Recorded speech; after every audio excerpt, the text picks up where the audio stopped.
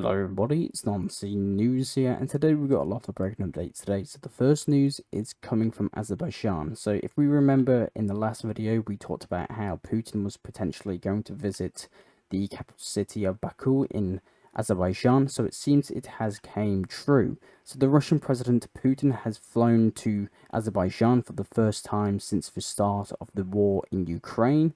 He first held an informal dinner with the country's president of Azerbaijan, Aliyev. So they talked about the settlements between Azerbaijan and Armenia. The next day, Putin and Aliyev toured Baku's White City development. So if you can see here, the Azerbaijani president is driving with Putin. So he's the driver and Putin is the passenger. So very interesting. After that, they finally held a conference where very interesting topics and statements came out. First, we're going to start with Vladimir Putin's statements, and then we're going to go into the statement of Aliyev, the president of Azerbaijan. So, first, statements by Vladimir Putin. He stated that Russia attaches great importance to friendly relations with Azerbaijan. During the negotiations, a wide range of opportunities for cooperation was discussed, and relevant documents will be signed following the results. The trade turnover between Russia and Azerbaijan has grown by 18%. Russia is grateful that Azerbaijani authorities for the conditions created for work of Russian companies. The Russian language is freely and widely used in Azerbaijan, and this is largely facilitated by the country's leadership. More than 8,000 Azerbaijanis are studying in the Russian universities, more than 1,000 of them at the expense of the state budget. Agreements have been reached with the president of Azerbaijan on a large-scale celebration on the 80th anniversary of the victory in the Great Patriotic War. Lasting peace and stability in southern Caucasus are in the interests of all people of this region. Now we're going to move to the statements of the Azerbaijani president. He stated the documents adopted during Vladimir Putin's visit confirms the friendly and allied nature of the relations between Russia and Azerbaijan. The stability of the entire southern Caucasus depend on the relations between Azerbaijan and Russia. At the negotiations, Azerbaijan and Russia thoroughly analysed the situation in the gas sector and will continue to coordinate in their actions. Now let's head to Moscow, where we've got news coming from the Russian Minister of Finance. So the Russian Minister of Finance stated that the share of settlements in national currencies between Russia and China is now more than 90%. The Russian Minister of Finance, Anton, stated. So it seems that more transactions, more trade between Russia and China are being done on its own currencies and not with the US dollar anymore. So very interesting developments, and I'll keep you updated on that. We've also got news coming from the Russian Ministry of Foreign Affairs, Sergei Lavrov. So Sergei Lavrov stated that after Ukraine's invasion of the Kursk region, negotiations with Kiev are impossible. So that was stated by Sergei Lavrov. We've also got news coming from North Korea. North Korea condemns Ukraine's invasion of Russia as unacceptable act of terror supported by the West. So North Korea condemns Ukraine's operation in the Kursk region. We've also got news coming from Zelensky about the Kursk region. He stated that Ukrainian defense forces control over 1,250 square kilometers and 92 settlements in the Kursk Oblast, Zelensky stated. We've also got news coming from Kiev, political news in Ukraine. So we've got a video where Zelensky talks about how if China wants, they can force Russia to stop this war. So it's a minute long clip, so give it a watch. If China wants to, they can force Russia to stop this war. I would like them not to take on a mediation mission. I would like them to put pressure on Russia to end the war. Just like the United States are doing this, just like the EU is pressing. And the stronger the state is, the more pressure should be put on Russia. Not the other way around. It seems to me that then the result will be quick. There is no need to take a mediating position in a war when there is an aggressor. I don't think this is a strong position.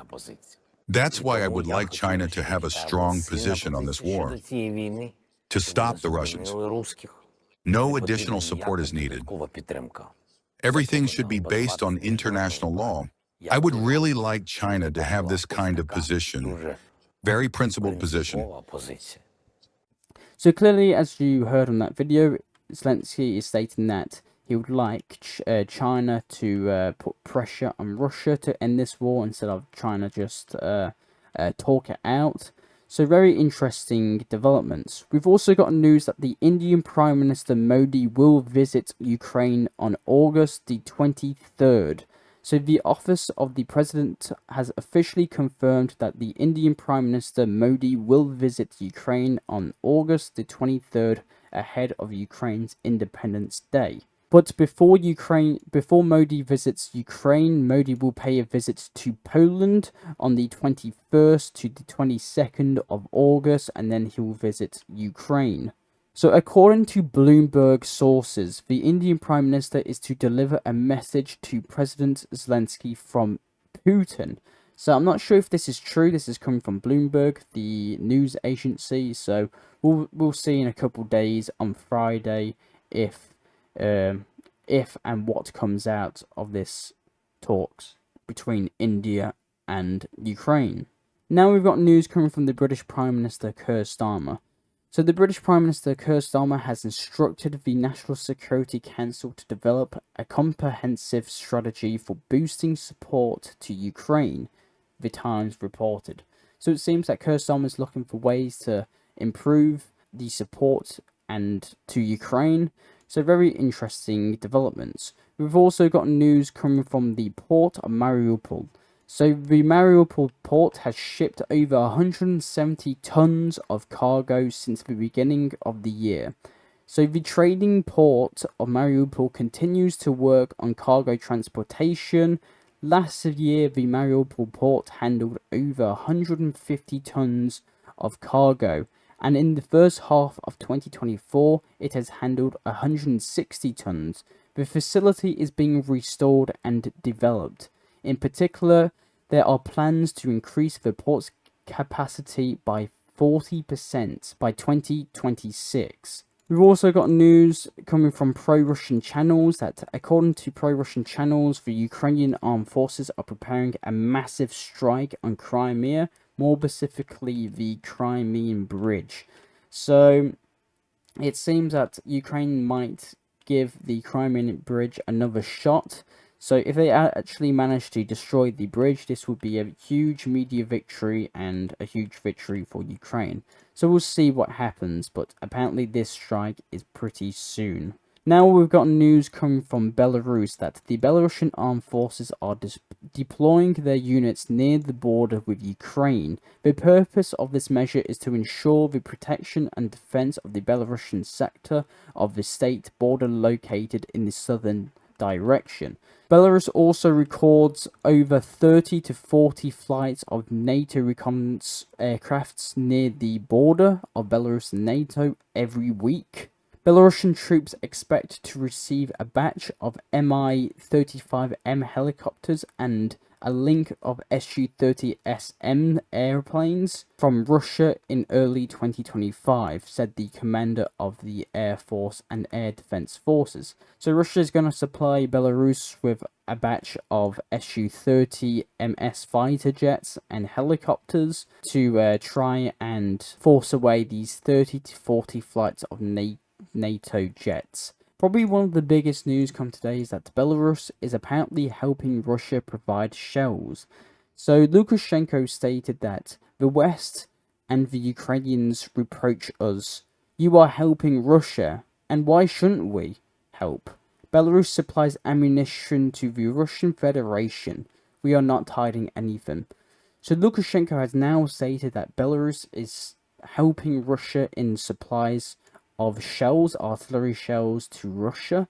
So very interesting developments, and he didn't state how long he was doing this. Maybe Belarus has been providing Russia with shells since the start of the war. I don't know, but very interesting news nonetheless. Lukashenko also stated that Ukrainians will eventually be together with Belarusians and Russians, because they will soon realize that the West simply used them and then abandoned them. We've got news coming from a Polish military parade in Warsaw, so quite an impressive military parade is being done in Warsaw. Obviously, this is in the celebration of the defeat of the Red Army in 1920, well, 1920s, I believe. So if you can see here in the bottom left corner, a significant amount of military equipment is being paraded around Warsaw. We've got news coming from Germany that the German government denies rumours of limiting financial aid to Ukraine due to budget concerns, and Olaf Scholz, the Chancellor of Germany, has also stated that Germany will continue to support Ukraine, in particular with a 50 billion euro loan, Olaf Scholz stated. So a 50 billion euro loan is heading to Ukraine pretty soon. Another big news is coming from Denmark, that Denmark has announced a new 116 million military aid package for Ukraine. So it's actually not known what's actually in this military aid package that Denmark is sending to Ukraine, but it's worth about 116 million. And the Danish weapons can be used on Russian territory, says Denmark's foreign minister. So Ukraine is now permitted to use Danish supplies weapons on Russian soil during their offensive in the Kursk region, according to Denmark's Minister of Foreign Affairs. So Denmark is allowed to use Danish weapons. So Ukraine is allowed to use Danish weapons in Russia now.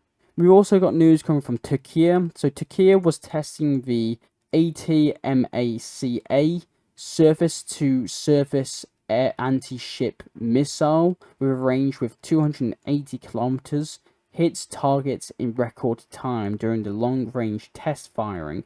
So Turkey has made this new missile, this anti-ship missile. So it's stated that this missile can hit over 280 kilometers away. So let's just measure that. So let's go through to this Turkey port here. 280 kilometers away. It can basically hit the Crimean coast. So very interesting developments. So if you can see here in the bottom left corner, it fires and it actually pretty accurately hits the target. Interesting development, and I'll keep you updated on that weapon. Now let's head to Lebanon, where we've gotten Israeli strikes in Lebanon. So Israeli airstrikes have been heard and recorded in this city here, this village here. So if you can see here in the bottom left corner, an Israeli airstrike did take place in the center of this village, and it seems to actually hit an Hezbollah ammo depot and actually destroyed missiles, and you can see all of the ammunition exploding. So very interesting developments. And we've also got news coming from the US Secretary of State Anthony Blinken. So Anthony Blinken did arrive in Israel, and he has stated that Israel has actually accepted a new US proposal for a ceasefire in Gaza Strip, but Hamas has not yet agreed. So he stated, he quoted that, "During today's very productive meeting with the Prime Minister Benjamin Netanyahu, he has confirmed to me that Israel accepts the proposal to overcome disagreements and support it. Now Hamas must do the same." So very big news. So a peace agreement between Hamas and Israel might just be around the corner. But again, as Anthony Blinken stated, that Hamas has to accept this deal. And we don't know yet. We don't know their response yet. But Hebrew Channel 14 has stated that the Chief of the General Staff of Israel, Herzai, has decided to resign from his positions as soon as the ceasefire agreement is reached in Gaza. We've also got news coming from Algeria/Gaza. So the Algerian president stated that, "I am ready to send the Algerian army to Gaza when the border opens. I swear to God, our army is ready." And we've also got quite a big ad that's come from the Houthi forces, which I apparently forgot to add on the map.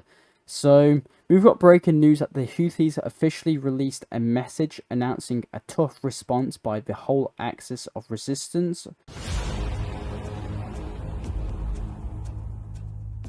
هذا التصعيد الذي أكد كل المحور، محور القدس، محور الجهاد والمقاومة، أنه لا بد من الرد عليه.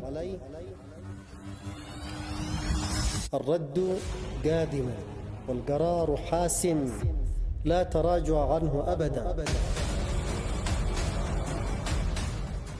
القرار بالرد هو التزام إيماني إنساني أخلاقي، هو التزام صادق من صادقين جربوا في صدقهم بالقول والفعل.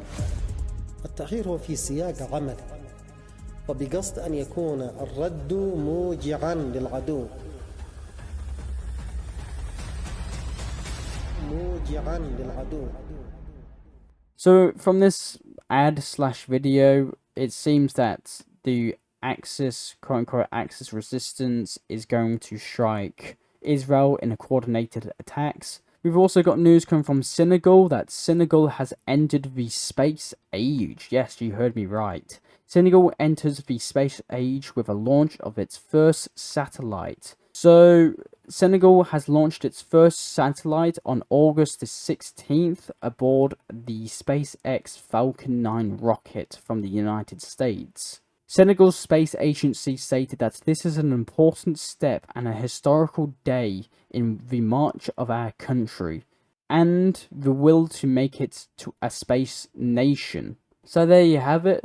Senegal has launched the first satellite in space. So there you go.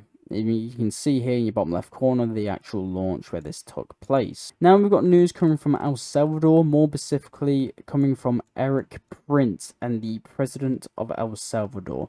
So they both had meetings with each other and they are both discussing the travel warning between the US and El Salvador.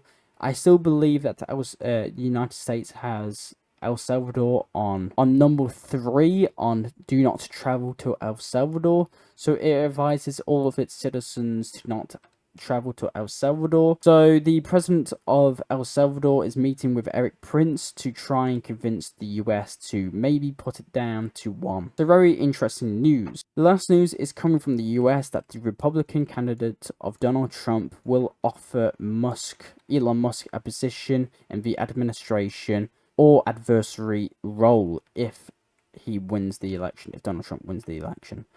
So that's all the news I actually have for you today. I am Non-Scene News. I'll try and provide you news that the medias around the world do not show you. I do these videos hopefully daily, so consider subscribing and liking.